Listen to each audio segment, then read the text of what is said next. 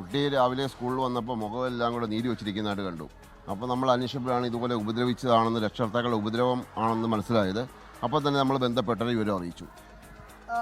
വിജയകുമാർ, ഈ കുട്ടി എഴുതി തയ്യാറാക്കിയ ഒരു അനുഭവ കുറിപ്പ് കൂടിയുണ്ട്. അത് സ്കൂൾ അധികൃതർ ആ കുട്ടിയുടെ ബുക്കും പുസ്തകവും ഒക്കെ പരിശോധിച്ചപ്പോഴാണ് ആ ബുക്കിനുള്ളിൽ നിന്നും ആ കുറിപ്പ് കണ്ടത്. അതിനുള്ളിൽ തന്നെ കൃത്യമായി പറയുന്നുണ്ട്. ആ കുഞ്ഞു എഴുതി വെച്ചിരിക്കുന്നത് ഞാനൊന്ന് വായിക്കാം. എനിക്ക് അമ്മയില്ല കേട്ടോ, എനിക്ക് രണ്ടാനമ്മയാണ് കേട്ടോ.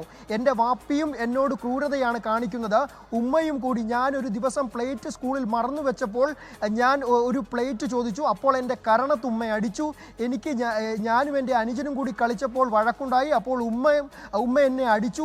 ഞങ്ങളുടെ വീട് വെച്ചിട്ട് 2 മാസം മാത്രമേ ആയിട്ടുള്ളൂ. അപ്പോഴൊക്കെ എന്നെ വീട്ടിൽ പേടിപ്പിക്കുകയും വിരട്ടുകയുമാണ്. ഞാൻ സെറ്റിയിലിരിക്കാൻ സമ്മതിക്കില്ല, ബാത്റൂമിൽ കയറാൻ സമ്മതിക്കില്ല. അതുപോലെ തന്നെ ഞാൻ ഫ്രിഡ്ജ് തുറക്കരുത്. ഇങ്ങനെ അതിക്രൂരമായ പീഡനങ്ങൾ, വിലക്കുകളൊക്കെയാണ് ആ കുഞ്ഞ് നേരിട്ടത്.